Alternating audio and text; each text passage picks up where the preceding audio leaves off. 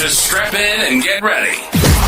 The leaders in AFL SuperCoach are incoming, helping you win your leagues and climb up the rankings. You're now listening to the Insight AFL Show with your hosts, Big Horse and Skiddy.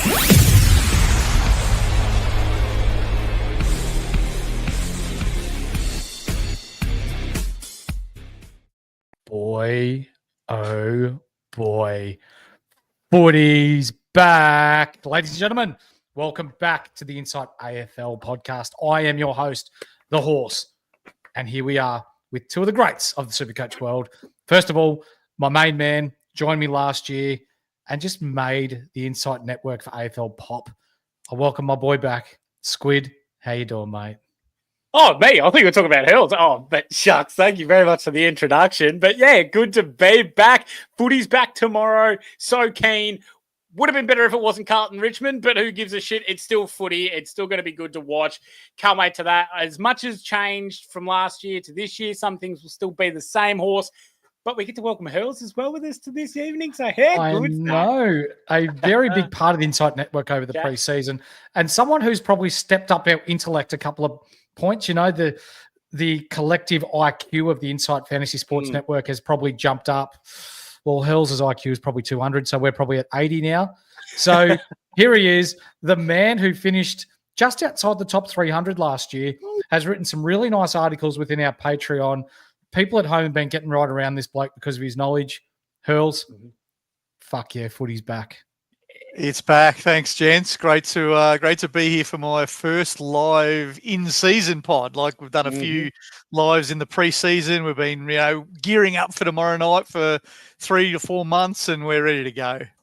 Yeah, absolutely. And Jasper, don't be silly. Hurls has not lost any IQ points talking to us. He would have only gained them. The banter's already started. But, ladies and gentlemen, if you haven't yet, I know we're only early, be a triple banger. Like, subscribe, and flick the bell on. That means you'll be aware, you'll know exactly when we're going live for everything AFL. But also, if you're listening to us on audio, give us that 5-star review. Helps with the algorithm, gets us out to other like-minded super coaches in the world who love a bit of footy, a bit of super coach, and a bit of banter all in one. Now, Skiddy, you are going to give away the prize later tonight because we have gone over 1,000 members. So we have not nailed it down. But I'm going to run the wheel live on the show tonight to pick the winner out. So you want to go ahead with the Unlimited League details, mate? Mate, yeah, absolutely. We have 1,050 people now in this league. That is 356-460, 356-460 to get your place in there. If you get the top scorer each week, I think we're doing something along with the lines of a standard squeeze prize pack or something like that, Horse. Yes. $50 prize pack thanks to guys at the standard squeeze. That's right. But because we got over 1,000 members, we're giving out a prize pack tonight as well. How good's that? Oh, hell yeah. Hell yeah. As we damn good too. That's just the start of the free shit that the people at home are going to get tonight, mate. Oh, hell yeah. Hey, that's what we do here on the Inside Sports Network. Yep. We love paying it forward. Yeah. Hurls. Yes. Do you reckon we should get stuck straight into footy straight away? I think we have to. 9 games. We'll be here for the next couple of hours, giving people all the things they need for their starting squads. How many changes has everyone made? This is a world record this year. It's I must say, after doing my reveal last night, it was a bit cathartic because I haven't made one change today. First time for the whole preseason that I haven't touched my SuperCoach team. So it was good. Wow. The fake deadline was a good thing. Absolutely. Well done. Now we're stepping things up here a little bit this year, ladies and gentlemen, and we're going to provide a bit of a share screen with players that we're going to talk about throughout each game. So then you at home can see who we're going to talk about. If there's anyone else you want us to bring up, bang them in the chat. We'll address them towards the end of the episode. But these are the burning questions as prepared by Hurls. So in our first game, we're going to talk about Richmond versus Carlton. Known to be playing the first game each year. This year might be a bit of a fizzer, given how youthful Richmond look and how much we expect Carlton to pump them by. But tomorrow night, this time, we'll be in the first quarter, 7:10 at the G. Nice weather. Squid, the Carlton players to watch. Go ahead, my man. It's good to be back, Horse. Let me just say that. Holy moly. So the Carlton players to watch, obviously the Cripper. This is already 3 votes for Cripps. We don't have to if, ands, or buts about that. The umpires have already given him 3 votes. No worries there. Big tick. Tom de Koning is the big one that we are all talking about because there is no Mark Pitnet in this game, which is fantastic for us in SuperCoach. Also good for Carlton supporters. So let's say hopefully that keeps riding for us. Adam Chera is a big one that a lot of people have at that 400K mark. So he could be a big one. He's projected to start in the middle as well, which is great. Ollie Holland's obviously a good look off of half back. So let's see if he can keep doing it. His preseason was a little bit down. And then Lucas Camporelli. Thank you very much, Michael Voss. Round of applause for him for making sure that we have 113K on the wing. Bada bing, bada boom. I think it's fairly obvious that we're looking at Tom de Koning because he is the sole ruck and how much he burnt it up last year, Hurls. Talk to me about Patrick Cripps because they've got a fairly soft run and he could very well average 120 to 125 in the first month. He might be the forgotten man. Everyone's talking about the primos who fell over in the preseason. So we obviously have no Bont, we have no Butters, and everyone's now jumping on either one of the Freo boys or Lockie Neal as their M1. But Patrick Cripps has got such a dream run. I don't know, maybe the round 12 bye scares us off. A lot of us jumped on de Koning when Shitnet was injured. And so maybe we can't carry extra Carlton blokes, but he could be back to the days of 125 Patrick Cripps, surely with the draw he's got. Maybe. That midfield that they've got of Cripps, Chera, Walsh, and de Koning looks pretty lethal, doesn't it, Squid? Looks very, very nice. And then you can also throw in the extra little bit of Georgie Hewitt in there as well. Unless you already said his name. I wasn't really paying attention, but that's okay. No, bloody beautiful. But maybe some people are scared off of Cripper because of how his preseason game went as well against the GWS Giants. He did only have the 85 SuperCoach points. That was with a few free kicks against. He only had the 18 touches, and only 6 kicks, which is not the recipe you want for your star primo. But no, I can definitely see why everyone else is starting to get on the Neil bandwagon, but I don't hate the Cripper. For sure. Ollie Hollands for me is an interesting one because Voss has moved him to half back, right?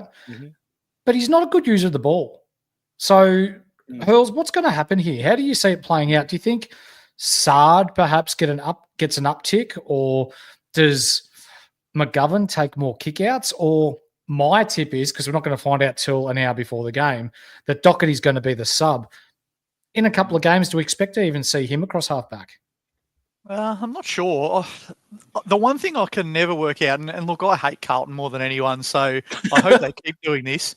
I don't know why they've never used Adam Sard like Gold Coast and Essendon used him. Like, as the receiver running up halfway, booting it inside 50, he's so dangerous. And Carlton tend to use him as the defensive lockdown defender, which I don't really get. But anyway, I hope they keep doing it because I don't think he's as good in that role. Hollands is an interesting one because I mean, we were all hot on him early when we heard about the new role. And then we figured, I don't know, he's 330K. Is he going to butcher it a bit too much? I think he's still a watch, though, because if we figure out halfway through round 2 that we need some correction trades, he might be someone that's going okay and the cash gen is there with DPP coming in round 6 and we might pivot to him. So I think he's still on the radar, but maybe just on the back burner a bit. Yeah, I think you're right. Lucas Camporelli set the debut this week. He is a known accumulator of the ball. He's going to have the wing to himself. I'd say to be Blake Acres on the other wing, which Carlton historically have had some pretty good wingers and good scoring wingers as well. So at 113K, I think you've just got to lock him in, regardless of whether you're playing him on field or on the bench. He's going to be a money generator, especially in the first month. So don't try and outthink the room. Don't try and go elsewhere because cash is king.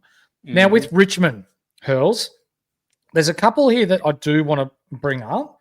You've got here Toby Nankervis, Jaden Short, Jacob Blight, Sam Layla, Luke Trainer, who all in their own aspect are relevant to SuperCoach this year. Nank probably more so than the others, but I want to talk to you about Jaden Short because he's been a known trap man in the past. And for those that don't know, Jaden Short has never averaged 100 in a year. But in saying that, he's never had the backline to himself either, being the main senior bloke, the main distributor of halfback. He's had to share kickouts with Daniel Rioli and the likes in the past. How do you see this going? I think he's a huge watch. I think he's become really popular in the last couple of weeks in many people's teams that I'm seeing, and I don't mind it. I think they're going to need to kick the ball a bit more this year. They historically are not a kicking team, which has probably limited Jaden Short. Like, they like the handball overlap run, but I don't think they're skilled enough now, and they're too young to be, doing that. So I think he might get a bit more of a role that's conducive to better scoring this year, especially if they're a bit slower in their back half, trying to protect the footy a bit more. And if you need that mid-pricer, he's in the ballpark with Matt Roberts, with Harry Perryman, and then he's probably the other one. If you're going to start all three to go 5 deep, he's probably a good option. Yeah, for sure. Jacob Light's underrated. He averaged 107 SuperCoach points in the sample last year, Squiddy, before being picked up by Richmond in the mid-season draft. At 250-odd K, is it a pod play or is it just too awkward when we're talking pricing? I think it's too awkward. Pricing-wise, it's not the worst. I just don't think he's going to return enough before Bolter comes back, which should be round 4 or 5. So then they've also got Miller down there. He'd have to take a lot of intercept marks, and he's going to predominantly play on most of the tall forwards that come Richmond's way. It's not one for me, unfortunately. As bad as we get in defence for SuperCoach was for, cheap price players, I can't be looking at Blighty, unfortunately. Malcolm, sorry, mate. In draft leagues, yes. Not in classic. Sam Layla for me. Last year. Sam Layla, I think, is an easy fade. And I say an easy fade because Minnie's come out and said that he's going to start forward and he'll rotate through the midfield at times. If I'm paying 200K for a rookie, I'd rather go 113K and have Lucas Camporelli, who, he might be on a wing, but he's got more chance of being around the ball and more opportunities to score. I'd rather have Elijah Zardes playing on the ball. I'd rather have Mitch Nevitt, who's 50K cheaper, playing in and around the ball with those pre-seasons at senior level. So while that makes sense to some and no sense to others, I think that might be the logical play, Hurls. Yeah, I think if I'm going to pay the inflated rookie price, I want a role to be there. I'm not saying he won't be a good pick, because we've seen a lot with these really good, top draft picks, that they do have a good whole season, not just a good start to the season. So I think he can still be a good pick and make it through a fair chunk of the season. But I don't think I want to spend up 200K if he's going to spend time at half forward when we have so many other options. If we had no options, fair enough. Luke Traynor, he is going to play back, and he looks really nice as the 113K defender, Squiddy. Yep, he's in my squad, Horse. That is 100% with Luke Traynor. I'm going to slap the E on him, I reckon, or I'll just start him at D6, whichever war, and have the swap for. And see what he scores and see how he goes, and then make that swap if necessary. So, that's where I'll be definitely going with Luke Traynor. He looks like a nice intercept defender. I'm happy to have him there. Beautiful. Which rookies will be sub-affected? Well, Minnie's already come out and said Layla and Traynor won't start as sub. What happens during the game? We don't know, whether there's injuries or whether they're struggling to keep up with the pace of the game or what have you. We're not sure, but we know that they're not going to start as sub. For Carlton, I think Sam Doherty's going to start sub. I can't reveal the source, but I have it on very good word that that's going to happen. And Lucas Camporelli, I don't think they're going to touch him. I think he's going to play out a full game. So when we're talking the rookies here, I don't think there's any that are going to be sub-affected. But Hurls, will we get a usable VC score from this game?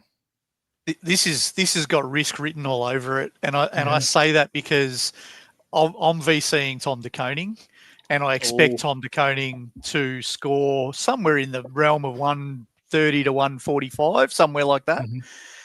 And usually that's a no-brainer. Lock it in, take the score, move on. You bank your vice captain score at that every day of the week. But this week we have Max Gawn against midgets, and he just worries me about it breaking the 200 mark and me locking in a 140, thinking I'm good, and then getting 70 or 80 points short changed with Max Gawn. Yep. Throw away the key. Don't even worry about it. Fuck your VC, Gawn C, and VC, whatever you want. I'm normally like you, Hurls. I'm 125 for VC, but TDK has to get 150 for me to even consider it, given the lack of ruck depth GWS have to face Gawn this week. He's playing Nankervis. We're not talking about a spud ruckman either. Nank is like a very, very dominant ruckman. So TDK would have to play an absolute blinder to be able to spank Nank the way that Gawn can destroy either Madden or Keefe or whoever the hell the Giants throw out there. Yeah, interesting. It's a big worry. Anyway, we'll watch this space, but it'll be interesting. And then we need to find a loop to play if we do want to take the VC as well. And we haven't seen the West Coast team yet. We don't know what that's going to look like. So it's there's a bit to play out there. Squiddy, we may have overlooked something.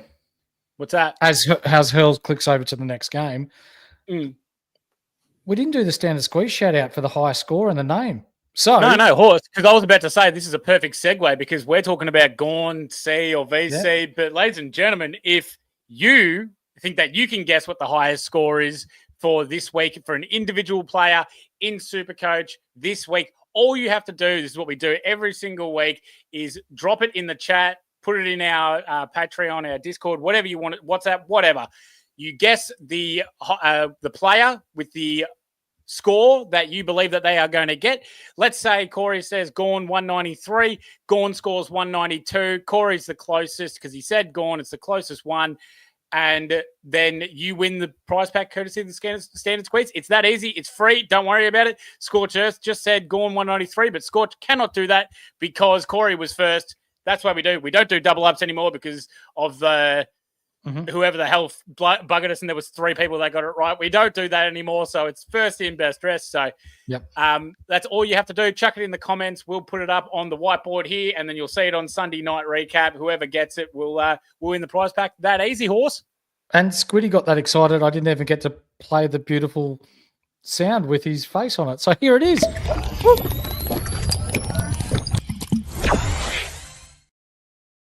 Courtesy of our Squid Man, that is how you enter to be the squeeze of the week.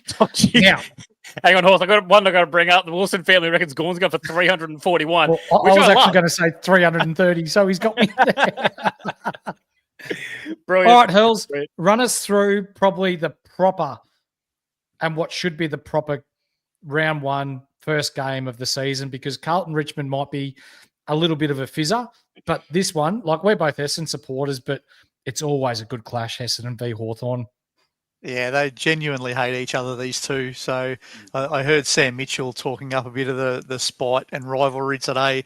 It'll really kick in when the fans start getting into the G on Friday night. The supporters don't like each other. I think this is going to be a really good game of footy, though. Hawks are up and about. They won last week. The Bombers looked good in the preseason and always start the season well. And I think both teams will have a little bit for the other team to really think about. So there'll be a lot of tactics in this one. Oh, 100%. 100%. I see this being a end-to-end, if I'm going overs, probably like over 180 points for the game scored, 90 each. Like, I really think it's going to be offensive footy. And not offensive to the eyes, just offensive in the way that there's going to be lots of points scored. So nothing like Richmond tomorrow night. Essendon players to watch. Nick Martin. I've toyed with the idea of starting him, Hurls. You had him for a period of time. I'm not sure whether you've still got him or not. But he presents real value, and not just because of his price, because of the opportunity that he may have forward status come round 6 and be a perfect defender forward DPP. Yeah, I would love to start Nick Martin. I had him in my team for a fair while in the preseason. In the end, I haven't got him now. And the reason for that is, and most who saw my team reveal last night will know that I've got Jackson Pryor and Zach Reed at D5 and D6. I can't then start 3 Bombers in there with the round 4 bye. So Nick Martin's made way for Dane Zorko. So that's the only rationale. I would love to start him. He's an upgrade target for me, though, for sure. Yep. Squid. Yo. Elijah Zaris. Hey, Horse, look, a lot of people were keen on him, but don't you have information on Elijah Sardis? He may have trained with a red singlet on in the main training run this week. And what team was the red singlet for? It's the twos team.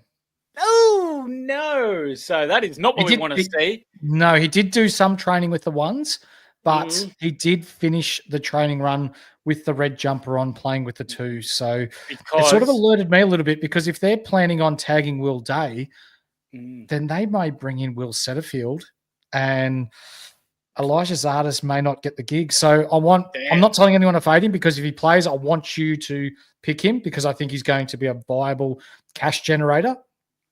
But we need to see if he gets picked first. No, we really need. We need the AFL to start having teams dropped on Wednesdays, because this is a goddamn outrage of how much BS we got to jump through just to figure out. And as Jonas says, what about Slick Willie Setternuts? Exactly right.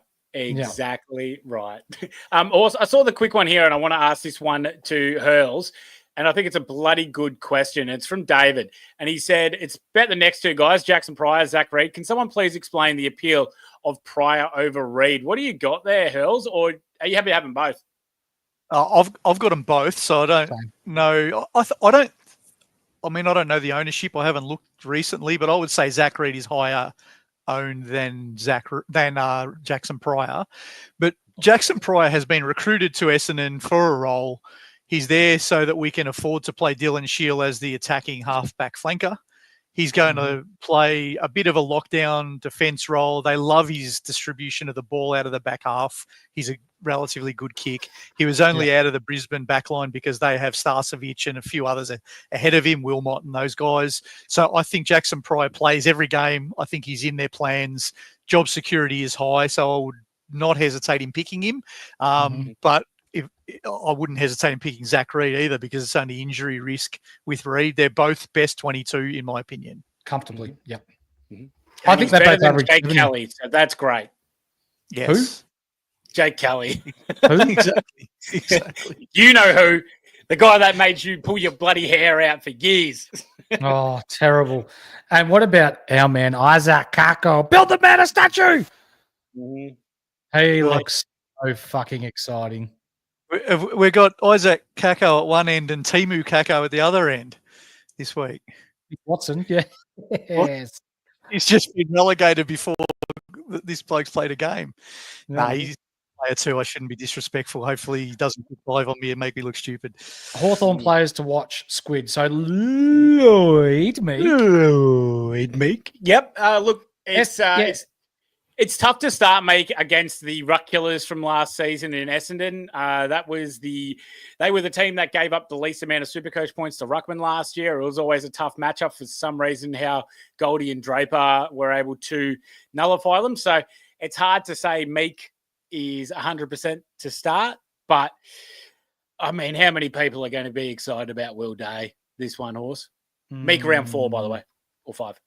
Yeah, by round 4, he looks like he's taken his game to another level. Although, disclaimer, ladies and gentlemen, he's not going to get 6 frees for, 0 frees against, and 3 goals every week. Because if he kicks 3 every week, he'll end up with the Coleman medal. And if he has 6 frees for the year, he ends up with 144 frees for and 0 frees against. So he'll be Nick Dacos times 3. He'll make Nick Dacos look like Timu Nick Dacos. I'm kidding. Collingwood supporters, don't come up my ass. I can't be bothered. It's just a joke. John Newcomb, Dylan Moore, both viable options as well through the midfield.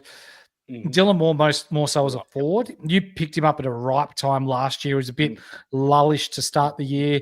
We're going to start him again this year, Squid, or do we just fade to start? Nah, fade to start. I think that there's only 2 primo forwards that you can go, and that's Jason Horne-Francis or Isaac Rankin. And then obviously you can go with the Caleb Daniel and Jack McRae. But yeah, I can't do more at the moment. As much as I love more, I just can't do it. Yep. And Lloyd Meek is also playing against Sam Draper, who's a known ruck killer. Correct. So usually Essendon are very hard to score against when we're talking rucks. Yes, Lloyd Meek had a very good round 1, but if he gets 100 here, that'll be a good game for him. Hurls, 2 questions for you. Can our Essendon rookies be trusted? I think they can. I think Pryor, Reid, and Kako are safe. Sardis is the one that is probably got the most question marks. And I think the problem as well with Sardis is at 190,000, you need him to not only be safe, you need him to score quite well. Like if you're picking Reid and Pryor and Kako, you're comfortable with a 65 or 70 every week. But if you're picking Sardis, you want an 85 or so, and that could be the challenge longer term with Sardis. But I think, job security-wise, I don't have any question marks over them, though. Okay. No. Squiddy, have you got any idea who gets the CBAs for James Worpel now that he's out for fall? Well, you'd say it'd be Day. It would be Newcomb 100%. You'll get a little bit of our man Dylan Moore. You'll get a bit of Nash. You'll get probably a bit of Finn McGuinness. So it's all going to be a little bit of a throw. There's probably going to be a bit of Josh 28. Ward? Yeah, maybe a bit. Cam McKenzie. Cam McKenzie. He had a bit of it against Sydney as well in there when Worpel went down. So could definitely see a bit of Cam. Thank you, chat. I appreciate you guys very much. I'm glad that I was on the ball with your thinking alikes as well. No, Mass won't, Jasper. He'll stick to the wing. But yeah, I think a shout out. I think McKenzie could be the one there. Yeah. Oh, sorry, Horse.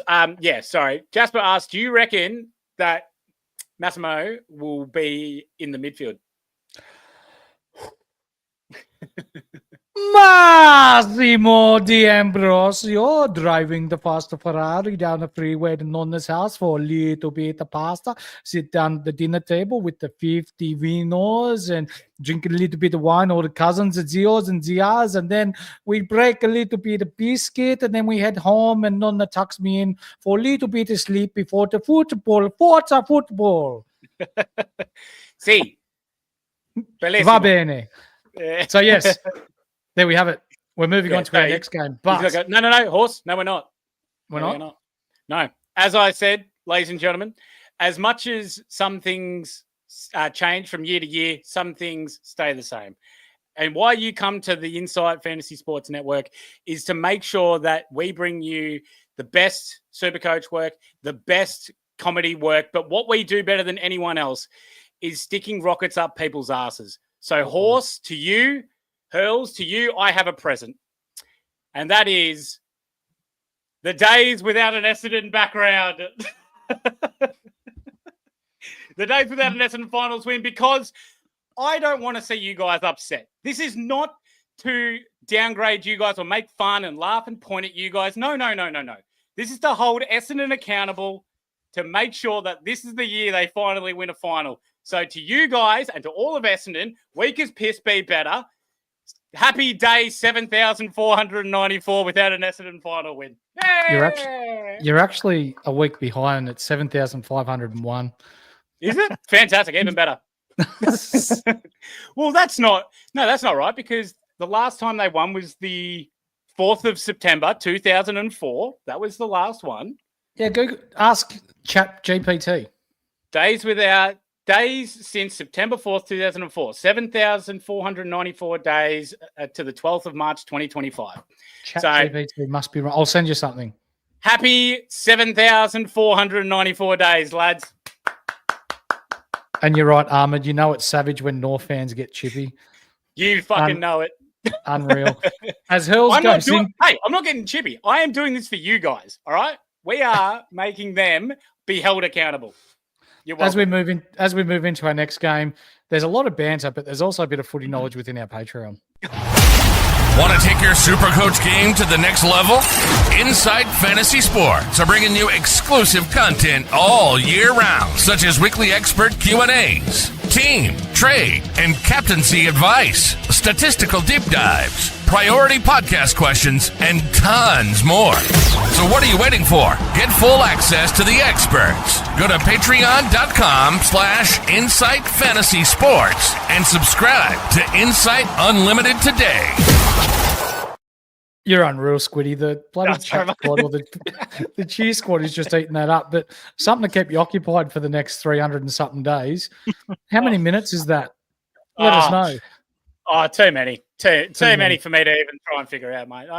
It is what it is. But, Geelong, we're just Geelong versus Fremantle, 120 down at Alphabet Stadium. And we've got a 36-degree day. It's going to be hot as fuck, Hurls. Let's start with the Geelong players. We know that Mitch Nevitt's going to start as the inside midfielder, or what we believe. Maxi Holmes across halfback. Tom Stewart, is it going to be midfield Tom Stewart or defender Tom Stewart? But the intrigue is around Sam De Koning and where he's going to start. Yeah, it's the domino that creates all the different sort of scenarios for this Geelong SuperCoach relevance or not.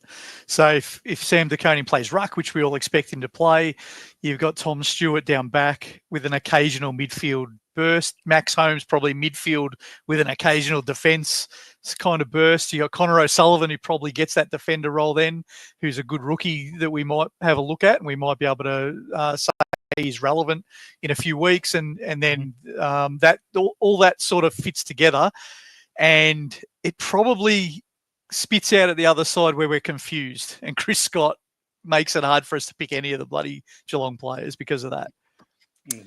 Skiddy, can you pick any one of them?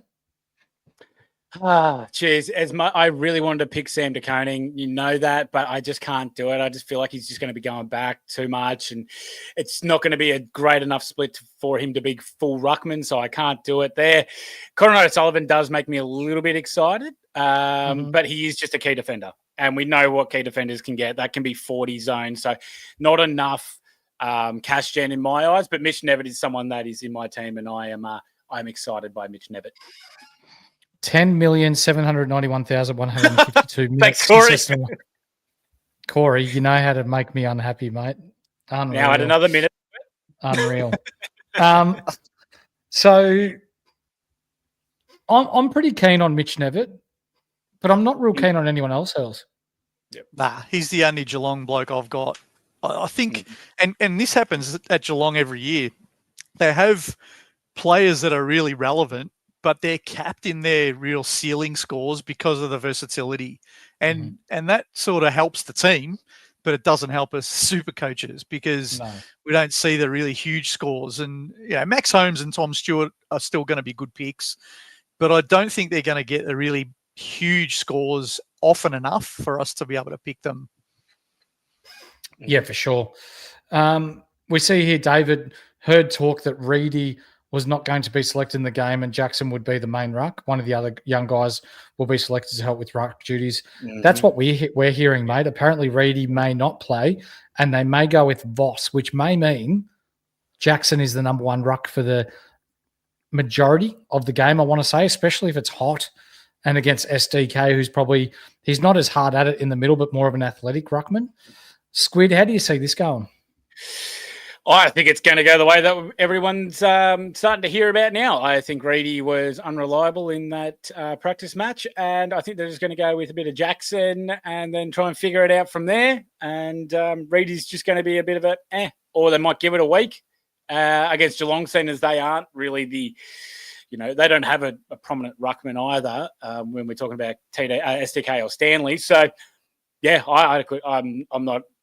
I'm not having any faith in Reedy that he's going to last to round 3. Yeah, gotcha. Hurls, you brought up a good point today, mate. Caleb Sarong, Andrew Brayshaw, Jordan Clark, Luke Ryan. It's almost like you've got to pick one of the two. You've got to pick one of the two, the other CKC club, as we call them here. Nathan O'Driscoll, for me, is probably a safe rookie price player, given that he's got those senior years of experience and time in the midfield that he's going to get. Murphy Reid, not so much. I heard today that he's probably on the outer to start the season. And Longmuir spoke about his versatility to be able to go forward, go through the midfield, maybe a sub. They're going to look to integrate him slowly. So that pick I'm probably cooled a little bit on here. But Sarong, Brayshaw, Clark and Ryan, how do you see this going, mate? I see it going as a bit of hope that we get it right, and I think that was one of the burning questions over on the right there. Like, will we pick the right one? And we won't know after this week. Let's be honest. We're talking about over the season.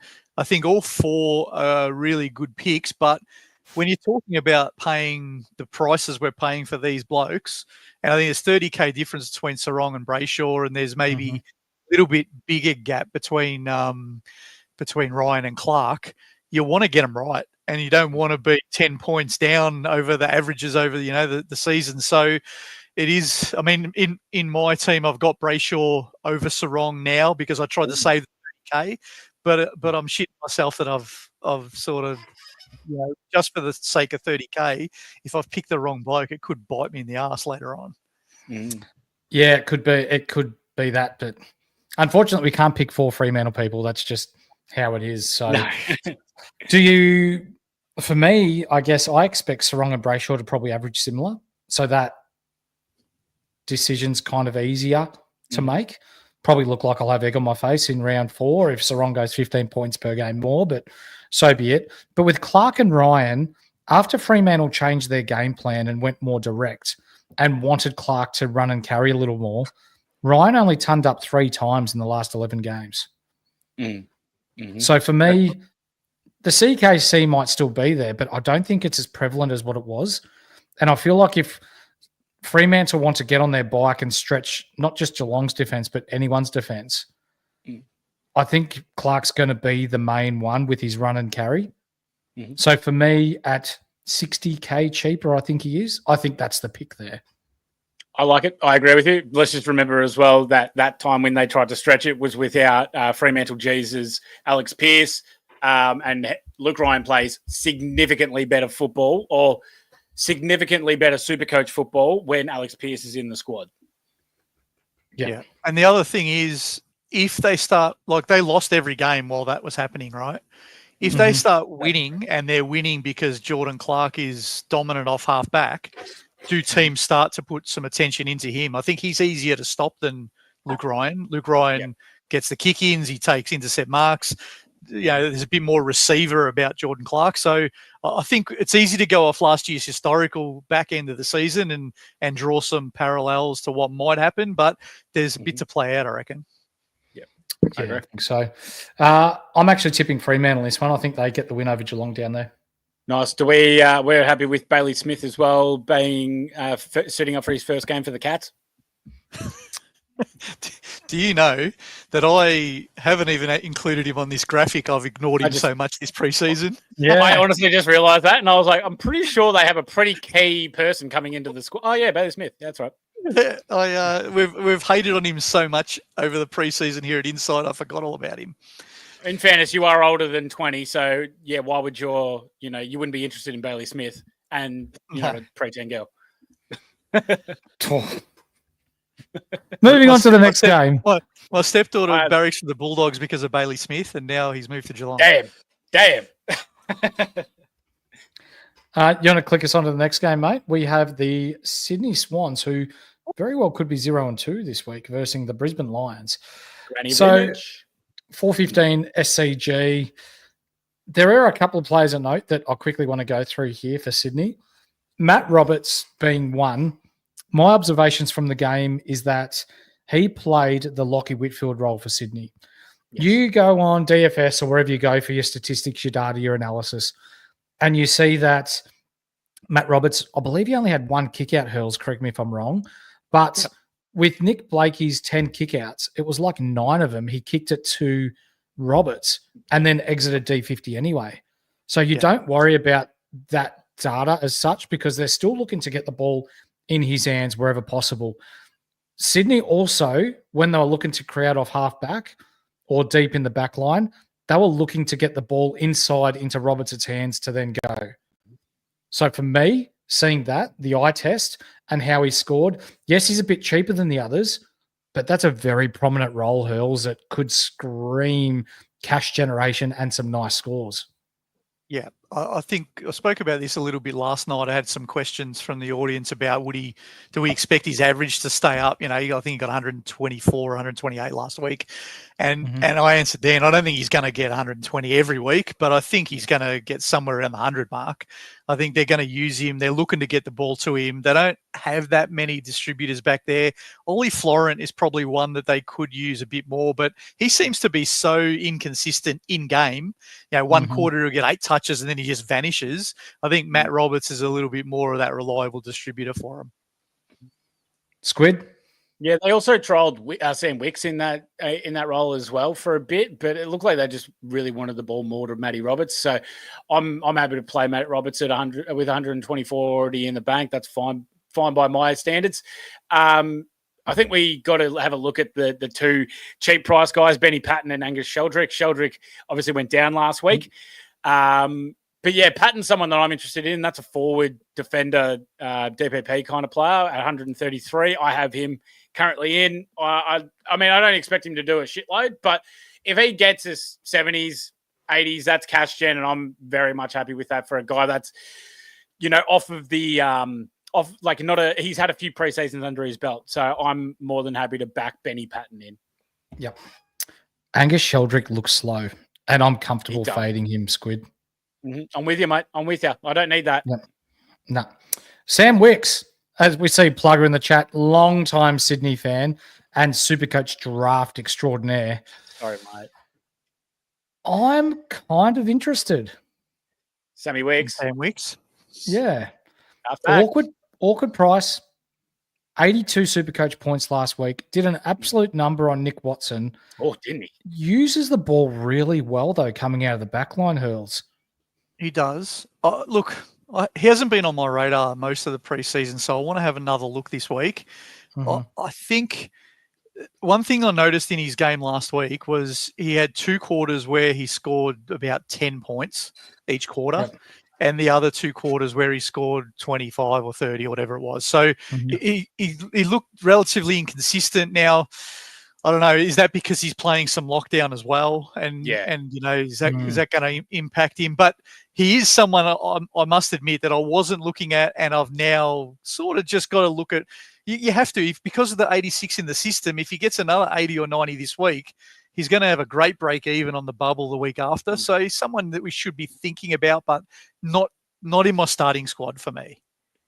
I just think I think you hit the nail on the head where you said, is it more of a defensive role? I think it is. Let's be honest here. He was quiet for a while, but the reason why he got so many Supercoach points in some quarters is because he ran down, tackled Nick Watson about 3 times, got him on the ball every single time, but he was glued to Nick Watson. And he's Nick Watson was shocking in that game. Let's say it as it was.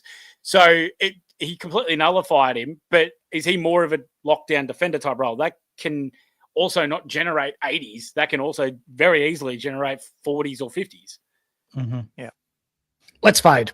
James Jordan, he's probably one of, if not the best tagger in the AFL, but not for Supercoach. Only relevant because we want to watch who he goes to every week, not because we want to worry about what he scores. Exactly right. Does he go to Lachie Neale this week, do you reckon? Oh, it's a big call. He did last time, but it wasn't in the grand final, was it? I think, and this is my opinion, and we've got Plugger in the chat, who's a massive Sydney fan.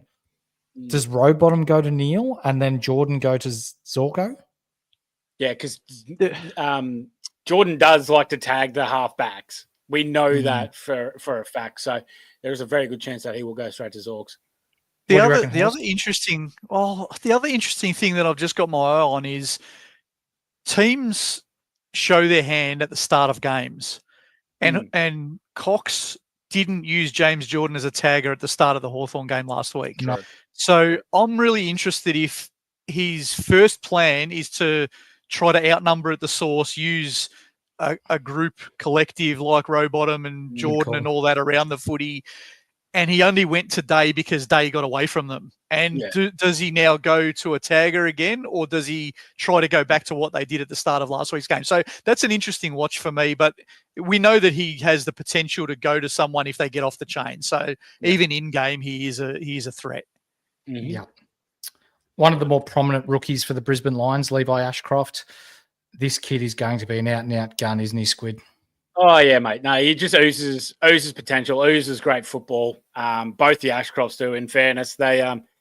Marcus has really got some good agates providing both of those guys to the Lions. So good on them. He's going to be a gun. I'm still tossing and turning whether I want to have Levi in the starting squad. It's going to be hard, in fairness, to get a prominent midfield role in this Brisbane Lions Premiership squad with his brother, with Dunkley, with Neale.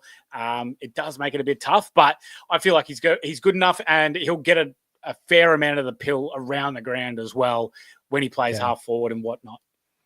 Someone that's going under the radar, Hurls, is Josh Dunkley.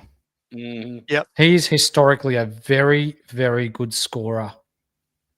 He's 600K. He's about, what's that, making 50K cheaper than Lachie Neale. The problem is, and I had this dilemma at the bye rounds last year. I think Brisbane had one of the early buys, and I wanted to bring in one of their primos after the bye. And I had a look, and I bought in the right one in the end. I went Lachie Neale, and he had a great second half of the year. Some people who had the same decision who went Josh Dunkley are huge on not picking him because he has a few quiet games in there that Neale sort of doesn't. Neale's sort of ceiling games make up for his odd tagged game. He gets his 160 every now and then to make up for the tag game where he gets an 80. Whereas Dunkley's a little bit more of a safer floor, but not as big a ceiling. So that maybe is the only knock on Dunkley. But Brisbane's draw is fantastic, and you could easily start him. Yeah, for sure. Hey, Horse, Squiddy, just quickly. IJ, what the hell is this? That's not how you spell Ackermanis, and Ackermanis didn't play for the Swans. I don't. Come on, mate. Checker bags are better than that. Weak as piss. Go on, Horse. IJ, you are better than that. I'm not even going to hold Squiddy back. Squiddy, rank the Brisbane players in order of Supercoach relevance from 1 to 5 as you see them on the screen. Oh, Jesus. Neil Zorko, interchangeably priority 1 and 2. I don't care which way you look at it, but I'll go Neil, then Zorks. If we're going Supercoach, what did you say, Supercoach score or Supercoach, like how valuable they are? Supercoach relevance. Yeah. Relevance, I'd go Levi 3, I'll go Will 4 and Dunkley 5. And honestly, you can change it up as you like, ladies and gentlemen, because bloody hell, they're all so tight and so good. This Brisbane Lions squad is just unbelievably just so dominant. So I don't care which way you go with it, but yeah, you can pretty much say they're all pretty much around the same. You could have 5 ones for all I care. One last stat before we leave this game. Will Ashcroft in his last 7 games last year averaged 109. He did. Very nice. And he's priced at an average of 80 something. So potentially 20 points of value there if he does go at that rate again. And if James Jordan goes to Neil or Zorko and Rowbottom goes to the other, we always remember to Lachie Bramble responsibly and only gamble within your means. But Will Ashcroft, 30 or plus disposals, get around it. What game we got next, Charles? Give up. We got our Western Bulldogs versus the Kangaroos. Do we have to talk about this? Yes. Unless we lose. North going to get on the board. There is not a better chance for North to win a game, is there, Squid? Really? Like the Bulldogs. Yeah, you're right. You're right. There is no better game, but can we win is the question. Yeah, I don't know. Yeah. The line would be something I'd be interested in, but again, Lachie Bramble responsibly. But surely they've got a chance to at least get within 20 or whatever the line is. North Melbourne win this game. I got on them weeks ago. We were paying $10, and now it's into $3.10. But ladies and gentlemen, if you want to Lachie Bramble responsibly, just pay off your house loan. Kiss is on the money here. Sam Darcy's kicking 10. I reckon that's. Thank you, mother, for the rabbits. Kiz is dreaming because he's got him in his Supercoach team. Yeah. No. Western Bulldogs players to watch. We've got Sam Davidson, who should be in every team after the way he started the preseason with 26 touches out in the wing, half forward flank, delivering the ball really, really nicely inside forward 50, tackling the whole lot. Just pick him in your team.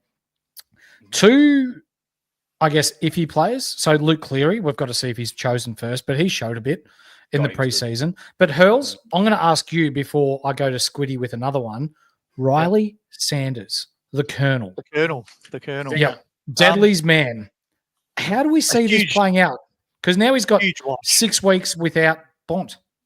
Yeah, huge watch on Riley Sanders. I was hot on him early in the preseason, and I still think he's someone I've got my eye on. He's made his way out of my team just because of the structure and the price and those kinds of things. But I want to say that he's going to be third banana in there while Bonds and Treloar are both out. So you got Libba and then you've got Richards, and I think he'll be third in that order. The worry, I guess, with Sanders is as the others start coming back into the team, he just might slip down the pecking order a little bit. And the other worry that probably was the main reason I jumped off, to be completely honest, is the number of handballs in his disposals in that practice game was just, if he's going to handball every time he gets it, it caps his scoring. There's a bit of Matt Crouch about it. There's a bit of Matt. There's a lot of Crouch potato about it, I'll tell you that much. And also, too, Plugger makes a great point. Look at you blokes trying to predict the madness of Beveridge. Yep, bang on the money. Who knows what Bevo's going to do? Very true.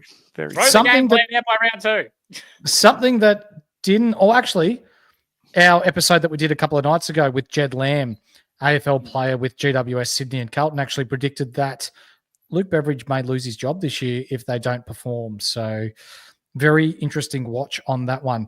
Skiddy, I want to ask you about Joel Freesia, the Fridge, as he's known as on the Insight Fantasy Network. Bit of an option down back, given that there's a bit of doubt around Daily Bale. But a couple of weeks ago, there was some news that came out of the Western Bulldogs that he's been training as a midfielder. Yeah, he has been, which is very, very promising because he's a good size boy. He's got a good boot. He loves getting the pill. We saw, 108 from him against the Hawks in the preseason game for the Dogs. He looked very, very nice. He's very comfortable down there. I mean, look, it's hard to get him at that price, but geez, he's an intriguing footballer. Let's just say that. So I know there's a couple of blokes that are keen on the Fridge. I don't know if I can pull the trigger on that ballsy, but God, I want to. Yeah, I'd like to. I've got him in a keeper league, but I haven't got the balls to be able to play him in a usual classic league. So, Hurls, Ed Richards. This is absolute pod central. And disclaimer for those that haven't seen my team yet, it'll be in the Patreon tomorrow, but he's in my team at the moment. Yep, it's a really, really interesting pick. He showed last year that he is that explosive midfielder that they probably have been crying out for to partner up with their ball winners. Are you worried a little bit, Horse, about the preseason, the calf, and that? That's probably the only concern I have with him. I think the role's there. I think he's a SuperCoach player in the making to break out, but just that limited work and the sore calf, I don't know. So outside of Ed Richards, you've got Liberatore, you've got Sanders. Both of them will kick it 5 times and handball it 50 times. Yep. Someone needs to kick the ball. So to get the ball to the outside, I feel like he's the one. Matt Kennedy. I won't argue with you. Yeah. I think he won't get the bulk touches, but his touches, he's got a good kick to handball ratio, which is what I really like. And he does play well at Marvel. So I do like it. The other call out that people have been making, like with the potential, and North's backline is their Achilles heel. Let's be honest, it's pretty shit house.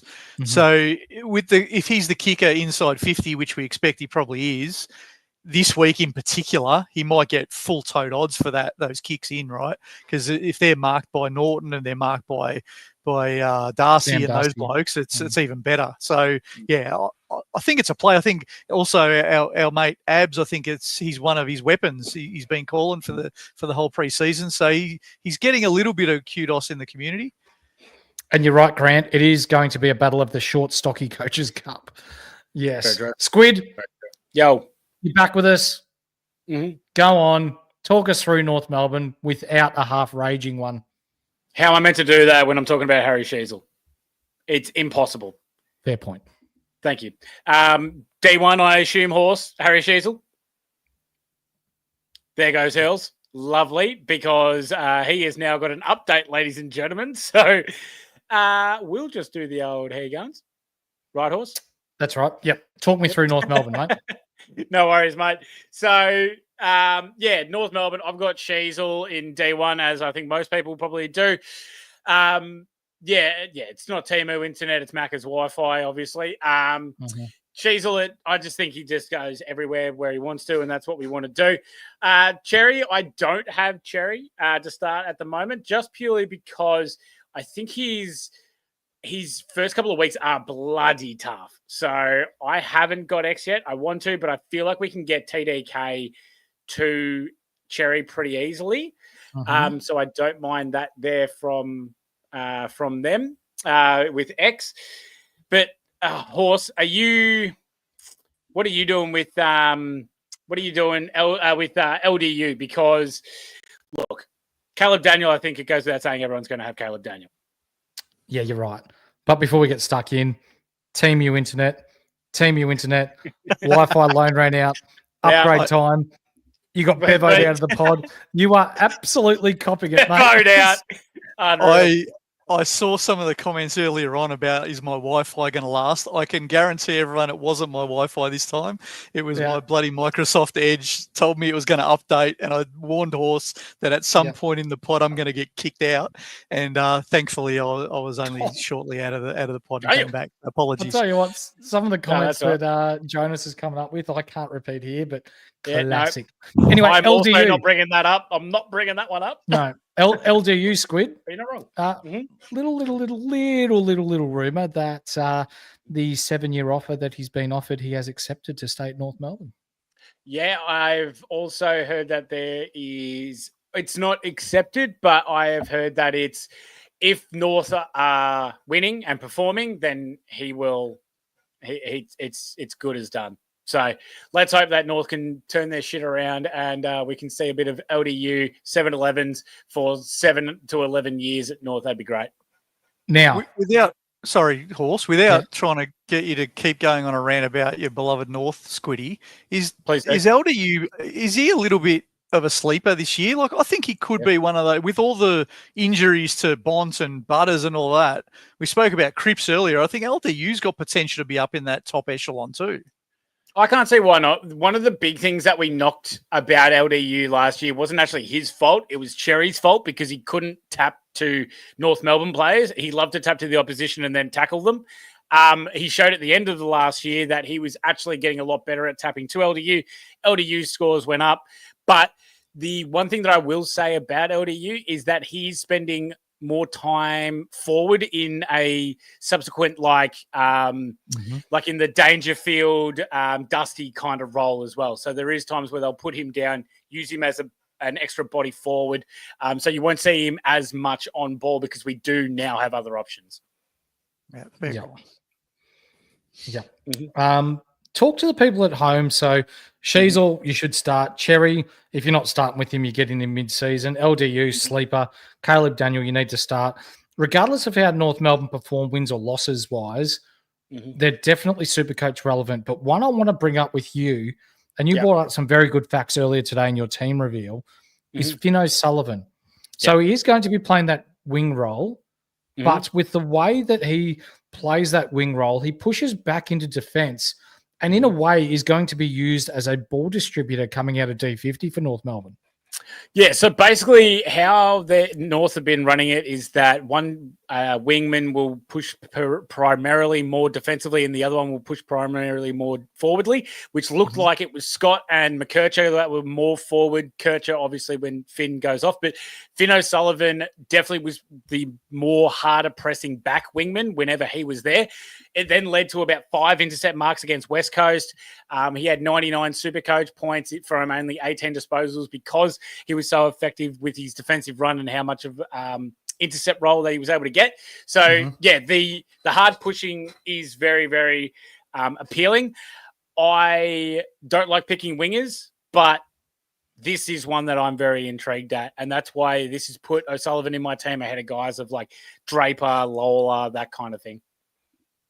Do you think O'Sullivan will have, you know how they have the tape on their arm and they write messages to themselves? Do you think he'll have run forwardly on his tape? Yeah, I mean, look, I reckon there's a good chance of that because, he'll be a much better footballer when he does that.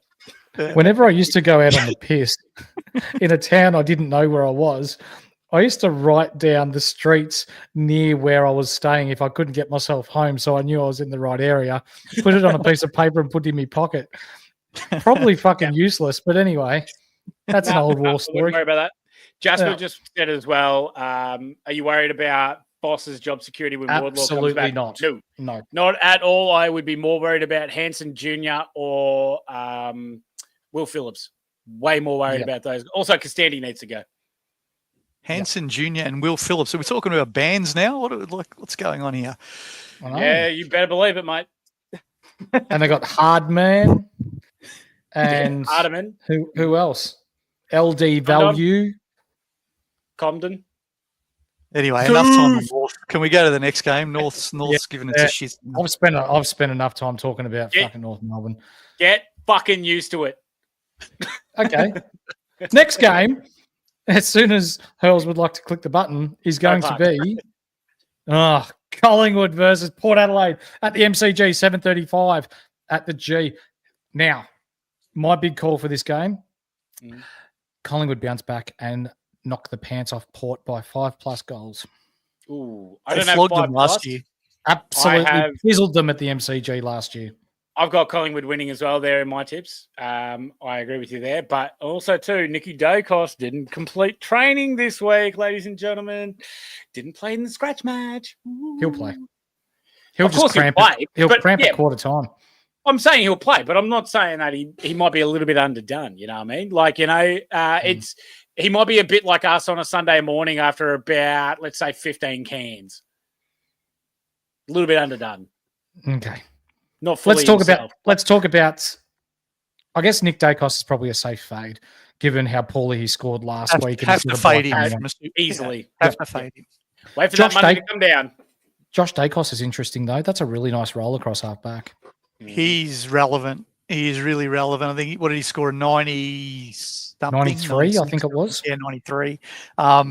He's only going to be better, I think, with Houston next to him, because you're not going to go to him, are you? So I think he's really relevant. He's going to get DPP in round 6. Yep. The buy is the problem. Do you want another buy player? And his price is awkward at 400,000. Yep.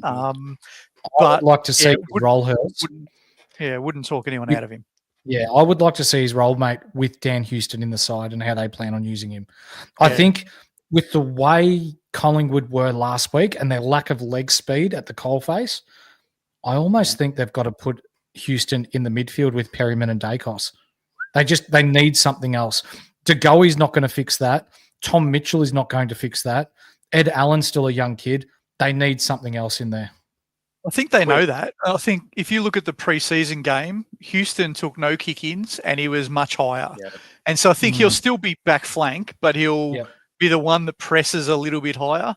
Yep. And I think they need that. He'll be that outlet at the back of the contest. Okay. I reckon that's what it'll be. And I think the other thing that really surprised me last week, and I'm no premiership coach again like Fly is, but why they played Ned Long over Markov in a game that had the GWS Mosquito fleet has me beat.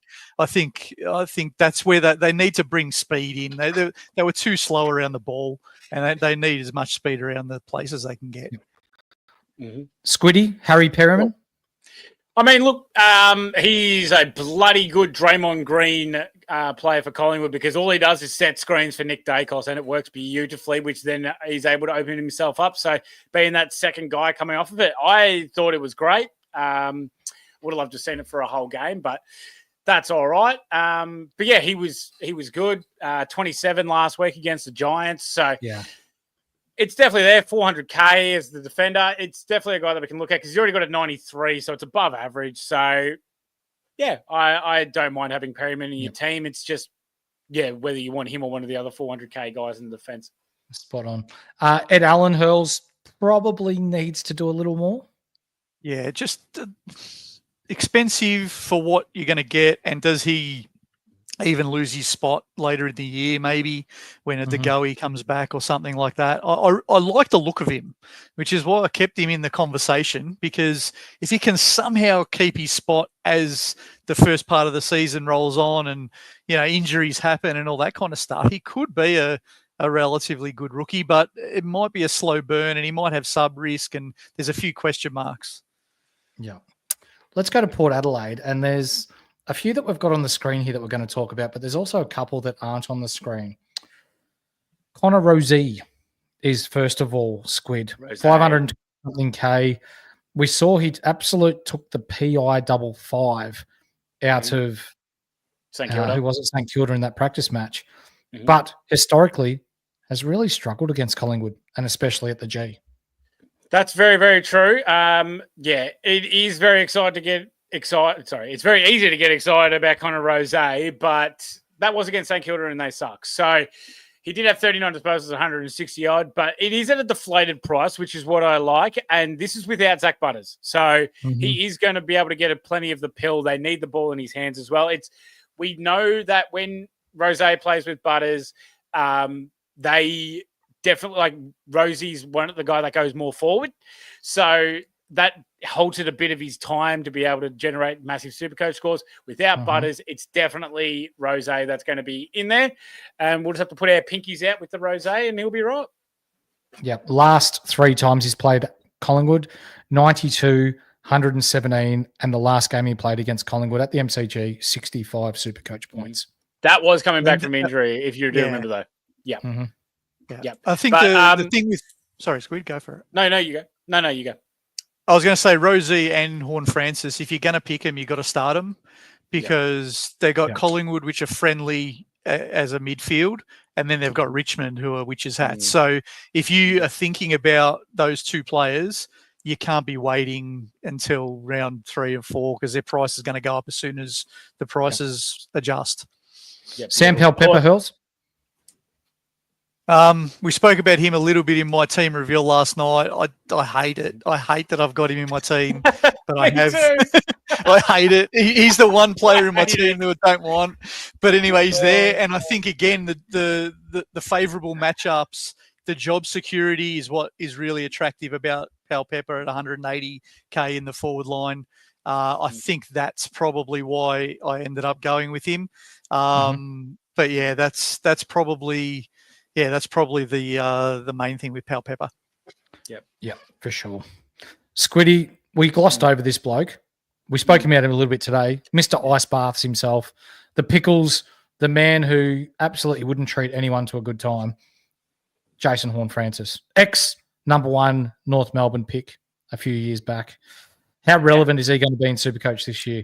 And I only said you showed that Essendon thing before. So I knew something was up here because I was about to say bugger off. Don't make me talk about him again. I did say I buried the hatchet with Jason Horn-Francis because he is starting in my squad. I think he is the main F1 that we start this year. And as Hurl said, if you want him in your team, you got to start him early because they do have Richmond next week. So I've got him to start. That's fine by me. I'll tell you what, Hurls, we wouldn't have to have Sam Pepper in our team if Joe Berry showed a little bit more. We would be having Joe Berry and being happy about it. I think that's fair. I don't think Joe Berry's going to be completely off the radar, though. We've all gone cool on him because of the role, and I get it. But I think he's going to be in their team every week. They rate him. He's going to play. He's 140K instead of 180K. Right. So don't be surprised if there's only 10 points gap in their output, then Berry's still as good a player as Pal Pepper. Yeah. Boys, in 25 words or less, talk me out of Finlayson. It just depends. It depends on how much you can read into what Ken Hingley says. I mean, look, if he's got the half back, he did well last time, 29 disposals, 113 SuperCoach points. But Radigalea, Alir, Jalir, and then Brandon Zerk-Thatcher. So, look, Essendon legend. Yeah, I can see the vision of having Radigalea forward, but I don't know. That's the only way that you can make Finlayson somewhat appealing. Yeah, can I give you just a word of the way you would you should be playing Finlayson if you're at all interested. Just wait for the first 2 weeks and see what scores he puts on the board. And I think it's a relevant conversation with all the Port back six. They've got so many blokes back there. You got to see what that looks like. Is it going to be Farrell? Is it going to be Burton? Is it going to be Finlayson? Is it going to be Evans? There's too many of them. So. Yeah. Too many, yeah. And I feel like with Todd Marshall especially being out for the year and the young kids of Georgiades, I know he's been around for a couple of years, but Ollie Lord, who's coming into his second year, I feel like they need his experience up forward. So whether that's just an experiment that they tried in the preseason or whether it's going to be something that starts in round one, I think he pushes forward. I can't see him staying back for the rest of the game or the rest of the season. Yep, I see it. From Deadly is bingo. Played St Kilda. They are dog shit at defending halfback. So, yeah. Okay. The Battle of the Birds. Who's going to win? Hurls. Who's going to be the better Magpies? The real Magpies or the pretend Magpies? Pretend ones, Collingwood. I think Collingwood will bounce back too. Yeah. They just want their prison bars back, Horse. Just leave them alone. I know. All right. What game we got next, Hurls? We got Adelaide versus St Kilda. We've just been sledging them already in preparation for this game. So load up on halfbacks. 50 points. This is a juicy matchup for the Adelaide Crows, this one. In Adelaide, 12:35 on a Sunday. If you're hungover, get yourself a zinger box, sit yourself on the couch, and watch Adelaide win this one by 10 goals. Yep. Jordan Dawson, I really like. For me, I've had to choose between Dawson and Ranking because I really like Adelaide's run to start the year. Mm-hmm. I'm not going to tell you who I have, but I feel like both of them could absolutely pop off to start the year, Skiddy. Yeah, I agree, mate. I don't mind having Dawson to start. I have gone Rosie over him, but I'm more than happy to go back to Dawson instead of Rosie. Rankin as well. Yeah, if you want to play two primo forward, as I said before, it's Horn Francis and it's Rosie. Rosie. Rankin, I think they're the ones that you can definitely look at. And, yeah, if you want to start Rankin, then go for it. But I don't have Rankin starting yet. I just I don't think I can do it. What do you think, Hurls? Yeah, I think this is a really interesting one. This could be Ross Lyon can't win unless he makes this game ultra defensive and just tries to really choke Adelaide's space. So this could be really ugly, even though we all think Adelaide are going to win. Don't be surprised if it's really ugly and St Kilda are competitive because of the nature of the game. But I think Dawson and Rankin and Peatling and Laird and all of these blokes are relevant. I think and it's why I put the question on the right there. The CBA mix and distribution is still a bit unclear at Adelaide, 100%. And that's probably what I'm looking for the most. I mean, we expect Dawson to be the main man. We expect Rankin to be probably the second banana. But is the crouch potato staying in? Does Peatling get his fair share? Does the kid get a go, or is he going to be sub or out? Like, are they going to go with the young bloke? There's a lot of unknowns there with Adelaide, so that's what I'll be looking for. Mm-hmm. Rory Laird actually averaged less across half-back last year than what he did in the midfield, Skiddy. Is this the start of the decline of Laird, or do you think he's got one last dance? No, I think he's got one last dance, and I don't care. He had some great games across half-back, and then he had a couple of stinkers when it was the queue in the rack, and I think Laird's going to have a good season off of half-back. I'm not picking him, but I'm hoping that he has a couple of stinkers. He's not going to have a stinker against St Kilda, but yeah, either way, that's how it goes. But Horse, talk to me. Tell me about the slug. Oh, one of our favourites here on Insight. I just fucking love the way he loves. I love the way he goes about it. No doubt he loves the way he goes about it too. But why won't Matthew Nicks just go Peatling, Soligo, Dawson? He's come out and said that Matt Crouch adds so much. You know what Crouch adds? Fuck all. Stop playing him. He handballs the ball backwards. He kicks it backwards. He can't kick. He's shit. You may as well put him on the disability pension because he's useless and doesn't do anything for Adelaide's chances to win the flag. And I'm an Essendon supporter, and I don't like Matt Crouch Potato. Get him out of the team. Not Horse. I'm usually quite calm, but fuck me, he annoys me. You've picked Rankin and Dawson in your team, haven't you? So you're just pissed off with Matt Crouch already, and the season hasn't even started yet. Yeah, Crouch Potato's going to kill you. Yeah. I can't get around him. And I feel like if you brought in someone like Peatling, who is a tackling machine, he loves it in and under. But you know what? He can also use the ball by foot. Mm-hmm. They've brought him in for a reason. Matt Crouch is a James Peatling Timu, really. Yeah. He needs to be better at kicking. He can win the hard ball, no doubt about it. But if you've got someone that's got several attacking aspects to their game and not just winning a hard ball and handballing, that's easy for teams to guard. Let Matt Crouch go out and get 35 touches. 30 of them are going to be handballs. 29 of them are going to go backwards. That gives St Kilda a chance to set up their zone behind the ball and ultimately is going to lead to a lot of slow play in this game. Very true. Can't argue. No. Yeah, that's probably just the senior coach coming out at me, because if I was playing against him, I'd just let him go because that would be easy to fucking play against. But anyway, let's move on to St Kilda. Jack McRae, he should be in 100% of teams, Hurls. Yep. Yeah, as bad as we're all predicting St Kilda to be, there is a shitload of Supercoach relevance in this team. You got Jack McRae, who'll be in everyone's team, and then you've got all these rookies who we don't know which one's going to play, but we're keeping an eye out for the team, that's for sure. And unfortunately, this one's Sunday, so we'll get a squad, not a team, when the teams come out tomorrow night. But there's Hugo, the Corona, there's Hugh Boxall, there's even more that we haven't listed up there, O'Connell, and there's Hall, and there's so many relevant rookies that might get games for the Saints. But which ones are going to have the roles we want, and which ones are going to be able to be trusted to stay in the team long enough is the question. Yeah. I don't know if I can trust Hugo Garcia in his role. I'm with you. I think Matt Flynn at, 10K extra with the role of the ruckman appeals so much more. I know Hugo Garcia is our mid forward, so he's got DPP, but I don't like it, Hurls. Yeah, he's in my team. He's in my team, but he's the one. Him and Pal Pepper are my F4 and F5. Yep. And they're the two that are they're the loosest magnets on the board. Let's call it that. So if all they would have to do is slip up in round one, and it might be a nice, easy downgrade of one and upgrade of another, or something like that to fix that little stuff up. So I'm with you. I get it. Hugh Boxall looked really good in the preseason. He was manhandling. Squiddy, did you see how he don't argued Patrick Cripps and put him on his ass?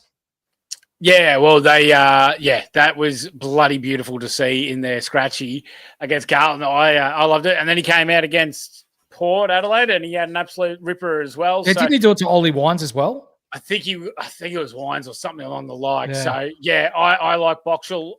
He's in my team at the moment. I'm happy to have a crack there. I just hope that Ross Lyon gives us an indication on which way they're going, because obviously there was a lot of injured players from that. We can look at from that team. There's Boxall, there's Garcia that we need to have a look at. There's Hasty, there's Hall, there's Travaglia, but he hardly played. All these guys did not play like full games either. So it's even harder to try and dissect on who they're going to go with. So it's an absolute pain in the ass to me. Bolter bet, Deadly, you're on. Like it. I think Flynn's going to average more than Garcia. I hope Garcia gets into that Saints squad, though, because we know he's a bloody good tackler and he can generate some all right scores, but sub-risk for a majority of the last year. So let's see what we can get from him. But Travaglia is one that, unfortunately, we're probably going to have to fade, because I don't know how long before he's going to get a game for the Saints. Yeah, I don't think he's going to get a game early, unfortunately. Yeah. Anything you want to add, Hurls, before we move into the next game? Probably just a strategic kind of thing. Peatling could be the saviour for us if one of our mid-prices in the midfield shit the bed in the first 2 weeks. You can save that 120 or 130K if Peatling's going well. And someone like, I don't know, let's not say Oliver, but whoever that 400K Chera or someone like that doesn't go as you expect, then you can easily downgrade there. So just one to watch as well. Even if you don't have Peatling, watch his role and see if he's someone you can move to if you need to after 2 weeks. For sure. What game we got next, mate? Melbourne versus GWS, the Max Gawn Spectacular. The Max Gawn Spectacular. But before we do, Lockie Whitfield's in this game. And what do we do when Lockie Whitfield's around, Squiddy? You know what, mate? It is time to pump up Ryan from Astute Newsstand. Ryan from Astute Newsstand, the personal sponsor of Lockie Whitfield. So for all your residential home loan needs, or even if you just need to borrow a little bit of extra money, Ryan is your man. His link is in the description below. Trees in the chat, ladies and gentlemen. Slide trays. Rip a bloke with a shit moustache, but will help you out to no end. So Not bad. get a hold of Ryan for all your needs. Melbourne players to watch. Maxwell, Gorn. He could go 200 this week, Hurls. He could. It's going to be scary. He's got no opponent. And we know that he starts the season every year on fire. So I think while he's fresh, he's going to be really dangerous. And I think because, we all think that Oliver's back. We all saw what Petrarca did in the Pracky. We're sort of back on board with him. Max Gawn giving them silver service is just going to be something to watch. But GWS are a very good football team. So while they will absolutely concede that first hit out and maybe even the first possession, it's going to be fascinating to see how they combat them overall, because I think GWS are a better team. So it'll be interesting. Yeah. What are you doing there, school teacher Squiddy? What were you banging up on the board? Squid says Gone 175. Easy. Lock it in, Captain. Thank you very much. He's going to take the piss out of him. So, yeah. Clayton Oliver, we're not going to talk about him because he's just back. Just pick him in your team, ladies and gentlemen. Even IJ's going, what's Sprinkles doing? Sprinkles is just getting his squeeze of the week ready. So, ladies and gentlemen, just chuck your best player, highest score. You're welcome. I'll tell you what, sex track Hurls, Christian Petrarca, he looks unreal, doesn't he? He does. He does. He was in my team for a few weeks after the Pracky, and I've got rid of him because I'm going more mid-pricer, and I think he's going to just rip it apart. Yeah. I have a feeling he's going to as well, and it's going to burn us.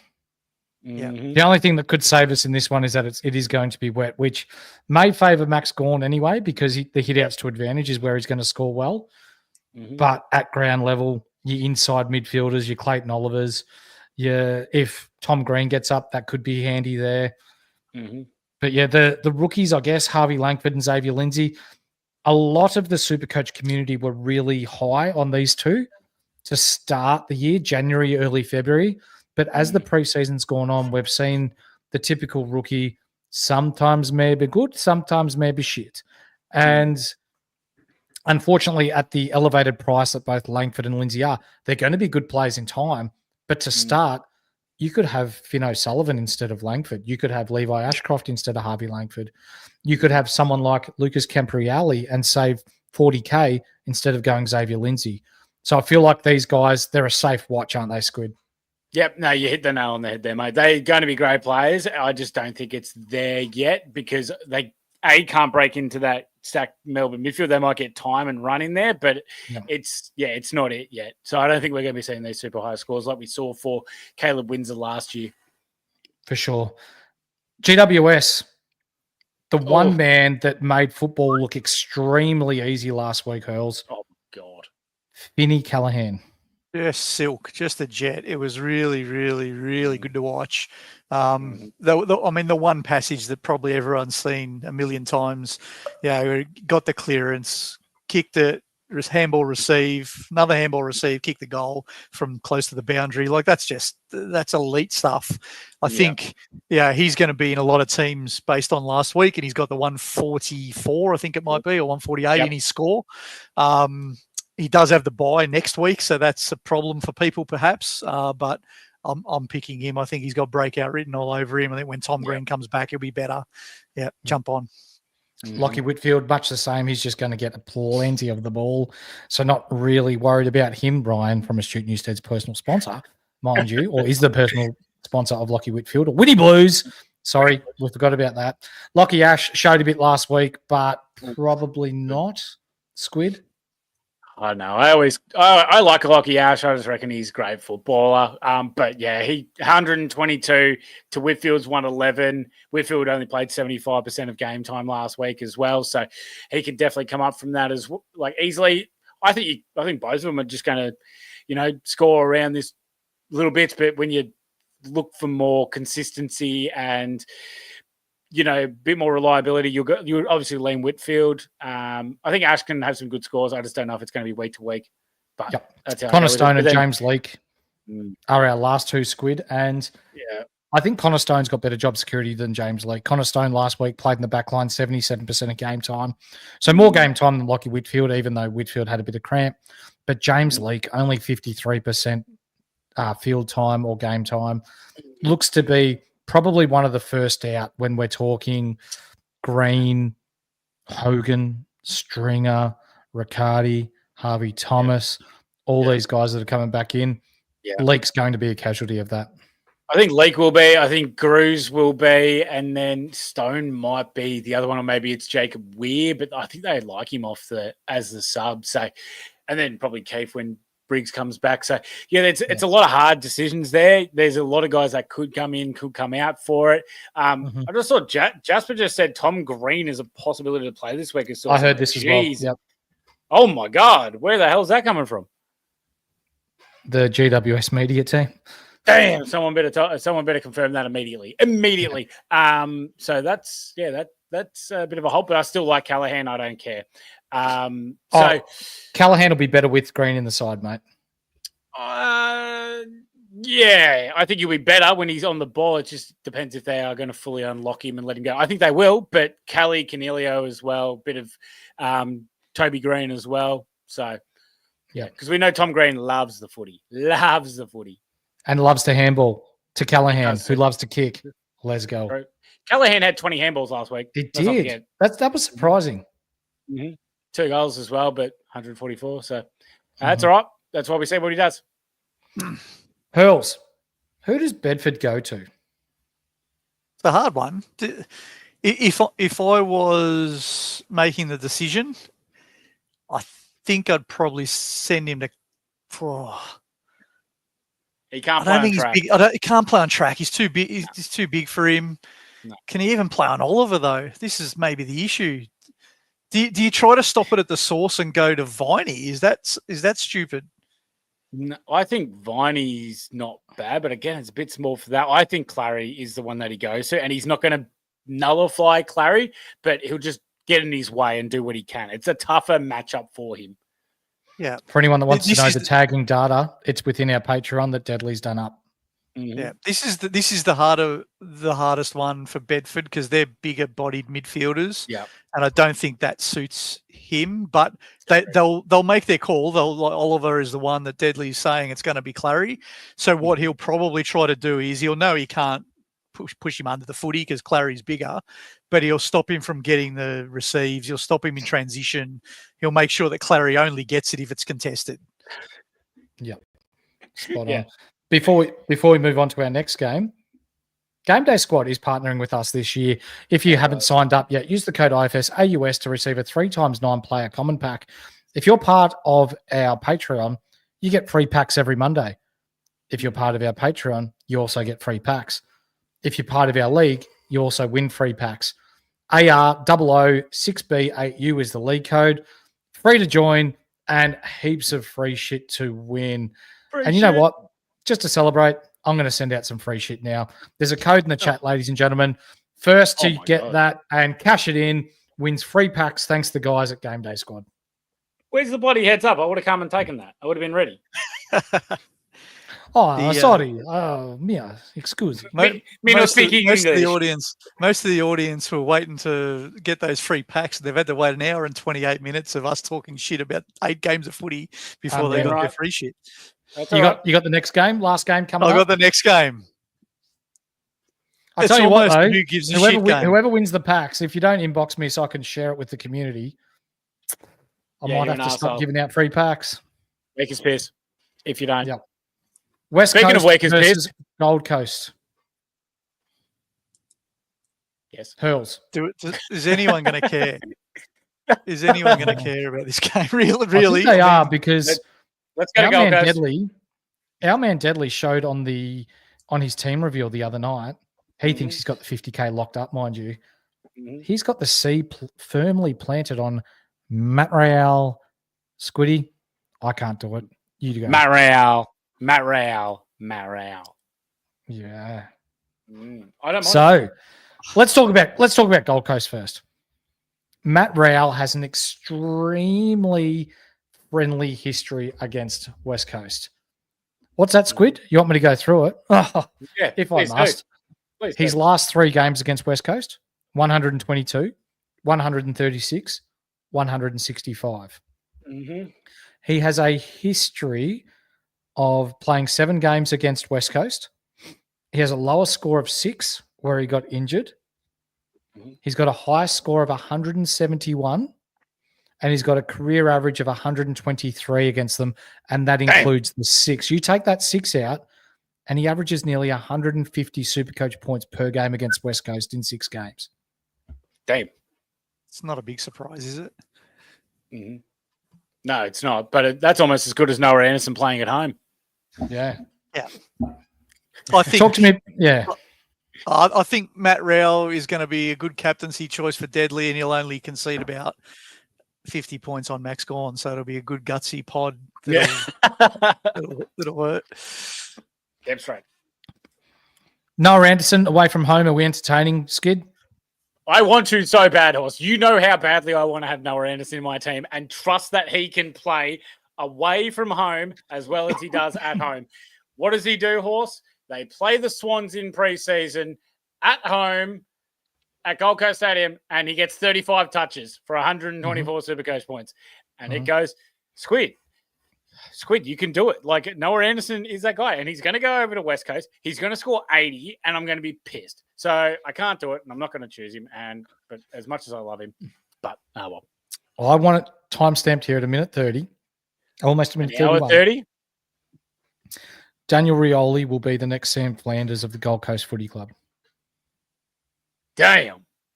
They've recruited him for a reason. He's going to go to halfback. Sam Flanders will play more midfield. Hardwick's already come out and said that.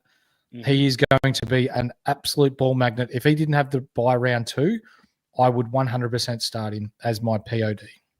I can also I've picked him. Well. Yeah, I've picked him in a few draft leagues. I think he's going to rack the pill up back there. But the only thing that I will say about Gold Coast, and it won't matter this week because they'll have too much for West Coast, you would imagine, no matter where the game is. But they looked in the preseason like they hadn't figured out how to move the ball yet. They had you had Rioli and you had Noble, and they went sideways. They refused to go anywhere near the corridor, which was baffling. And so I think it's going to take them some time to figure out how to sort of get their pieces all working together. They've had some key players not do much of a preseason. Sam Flanders probably still not back. You're going to have Tuke that is going to be back, but he's missed a lot of time. I think they're going to be a slow start, but when I say that, they'll still beat West Coast. But towards the middle of the year, if they can get this humming, they've got some dangerous pieces off that half-back line. I agree with you.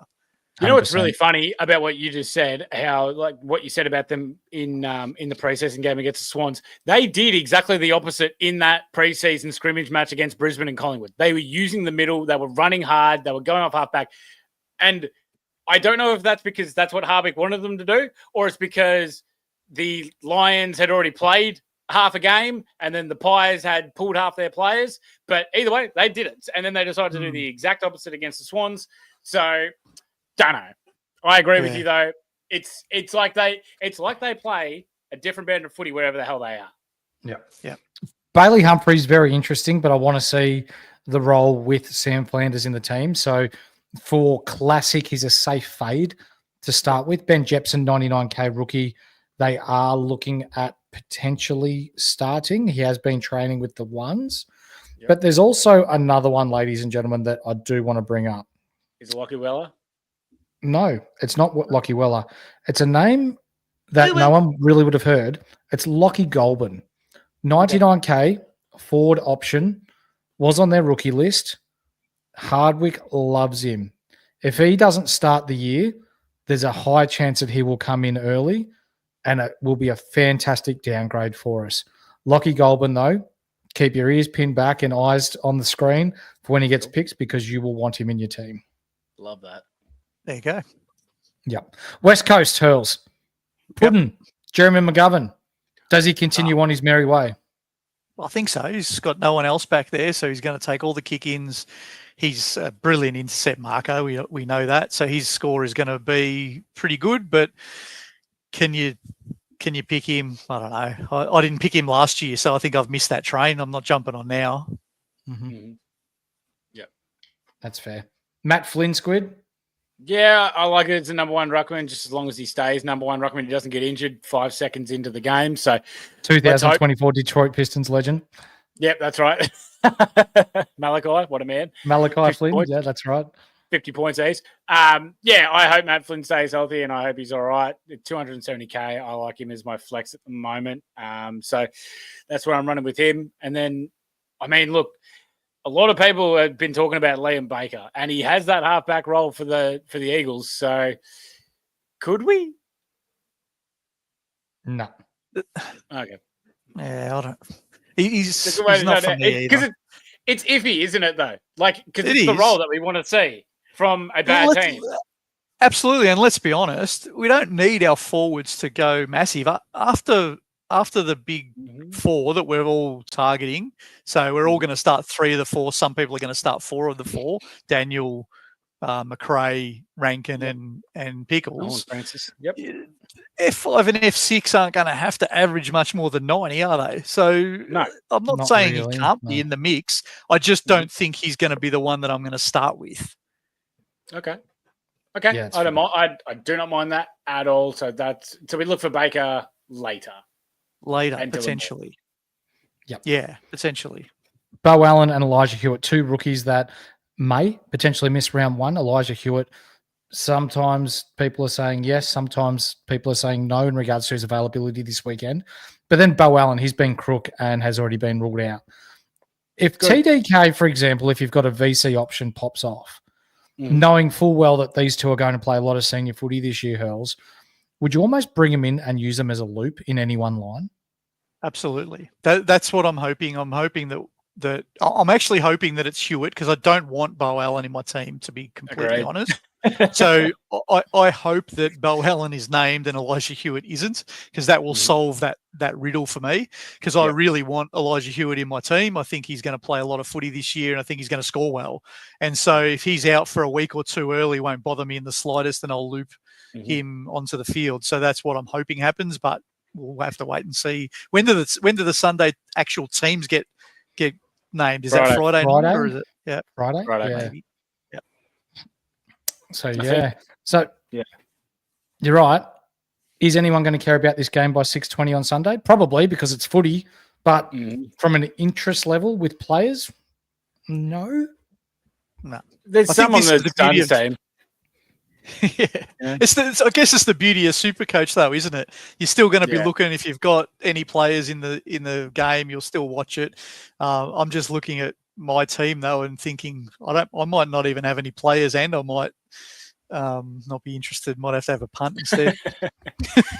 You wouldn't believe it, Squid. Lockie Bramble responsible, obviously, Hills. That's right, of course. Squid. Kizza won the challenge and got the cards. Of course he did. What a man. He got Rhett Bazzo, Neil Erasmus, Carl Warner, a gold Humphreys from Geelong, Lawson Humphreys. Okay. Lawsy, yeah. Mark O'Connor, Phoenix Gothard, Isaac Cumming, 2024 Detroit Pistons legend Malachi Flynn, and Riley West. Oh, nice. So some pretty good cards. Rippers in there. I love that. God, I love getting these cards. Everyone should go download that game day app. Sorry. Yeah, absolutely. It's a ripper app. So folks and ladies in our chat getting right around it.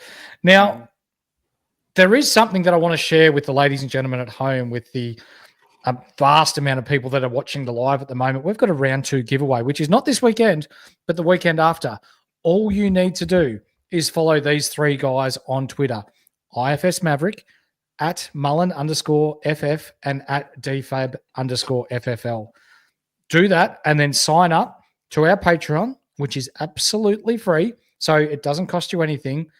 And you go in with a chance to win 2 tickets to the MCC Medallion Room next Saturday, Adelaide versus Essendon.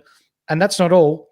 I'm also going to provide a drinks card for you to help yourself to a couple of Shah tins at the footy. About $100 worth, thanks to the guys at the Insight Fantasy Sports Network. So that. What more could you want? Sensational. Absolutely sensational. Yeah, we do love paying it forward, as you can see here. We do love giving away free shit. We love people getting people involved, and we love our SuperCoach. So, damn right, boys, we're going to get stuck into some question time, unless you've got anything else to add. Mate, sounds good to me. Let's do it. It's question time. Let's answer your questions for the week ahead. And you know what? IJ just comes out and goes, "What if you live in Sydney? Looks like you have to drive to Melbourne, son." Yeah, catch a fucking bus. What Skiddy said. How else are you going to get to the MCG? I'm a frog. I'm just here for the unwashable footy cards. Dirty money, we love it. The Wilson family, big supporter of the show. Thank you very much, mate. Intro will never fail to jump scare me. There is a bit of a bang at the start, isn't there? We do apologise for that. But, yeah, it's as you can hear, if you read the terms and conditions on our website, it will say that it is prone to jump scares. And if any heart attacks follow, we do not condone or liable for any of that. Exactly what he said. Fine print, ladies and gentlemen. Now, we do have a winner for our Unlimited League, mate. Oh, yeah? I've just run it through our electronic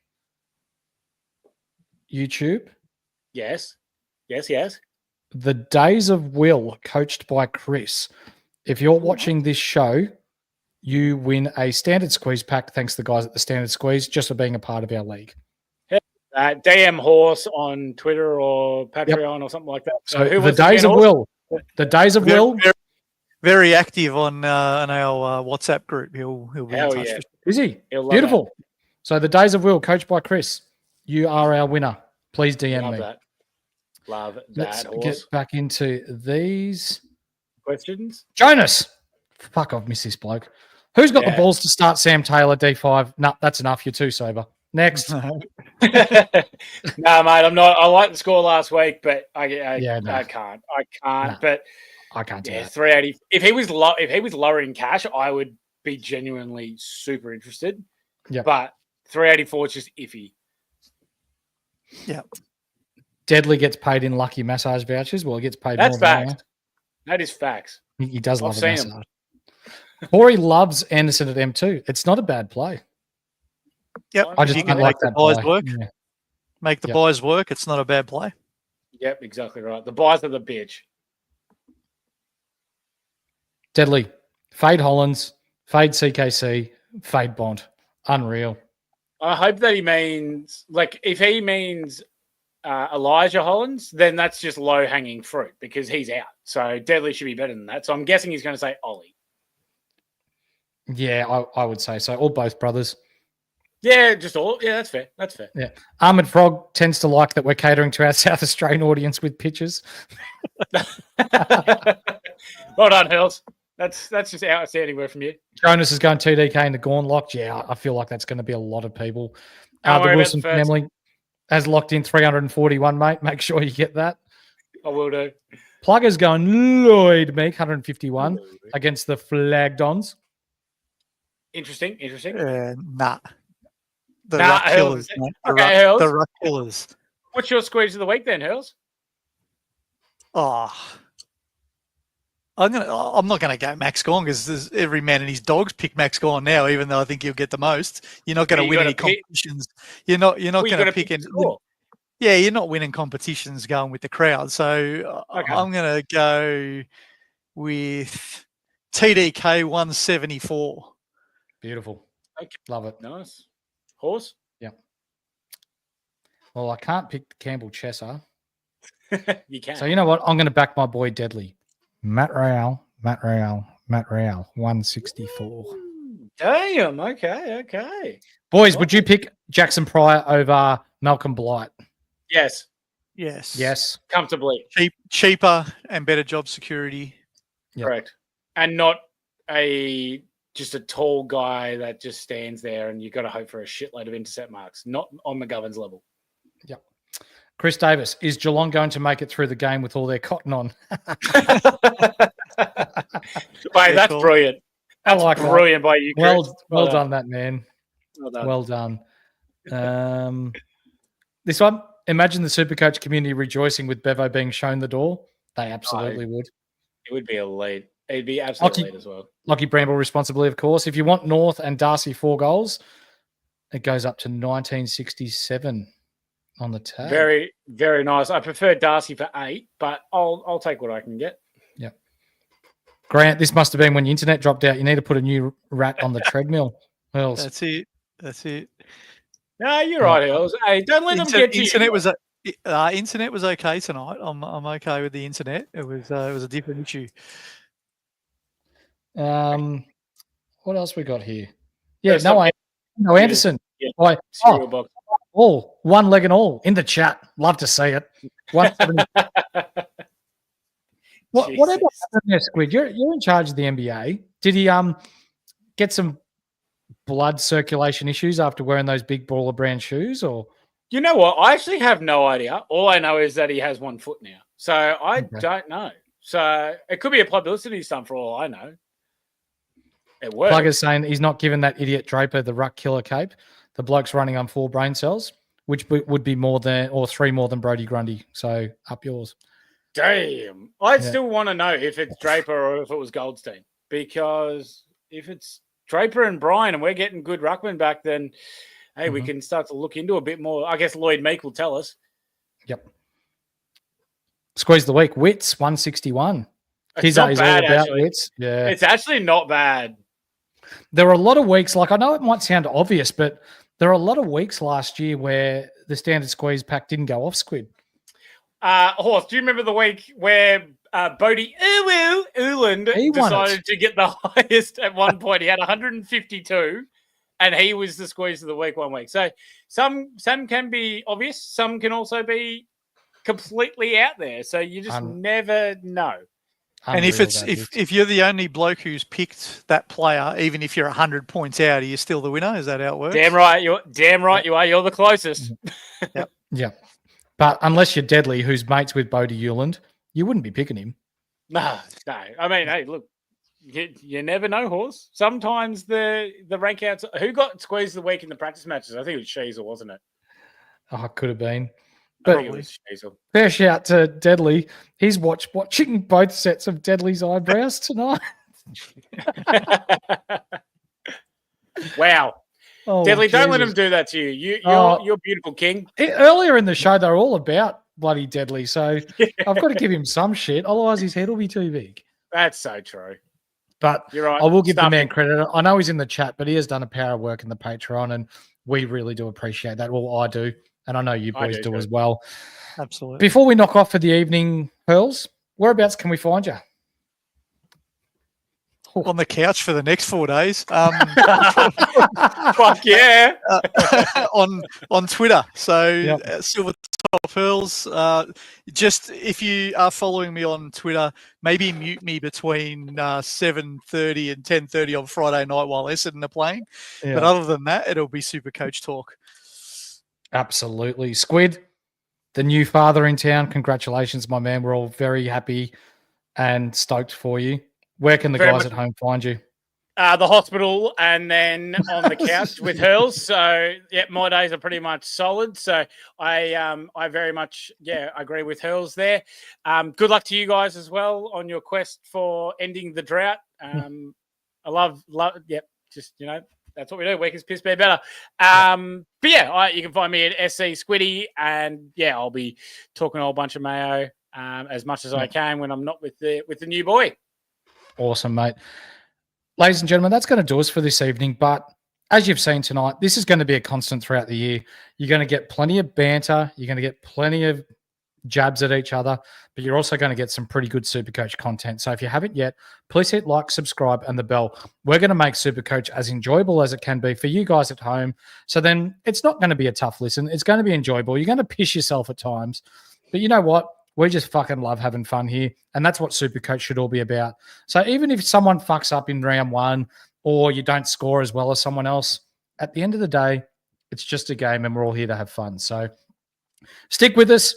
It's going to be a fun year ahead. If you're not yet, it'll cost you a cup of coffee per month to join our Patreon. So if you want to get involved in our chat groups, everything we've got going there, Hurls has got some buy articles that are very good reading. buy, hold, sell this year and captain's articles that he's going to be writing up each week. They're all going to be in there for everyone who's a part of the Patreon. So the link is below. Jump in, sign up, do what you need to do. We'd love to see you in there. But most of all, we can't wait for the footy to be back. So on behalf of Hurls, Skiddy, and me being the horse, this has been awesome. We fucking love that the footy's back. And we'll catch you on Sunday night for our review. We'll see you then.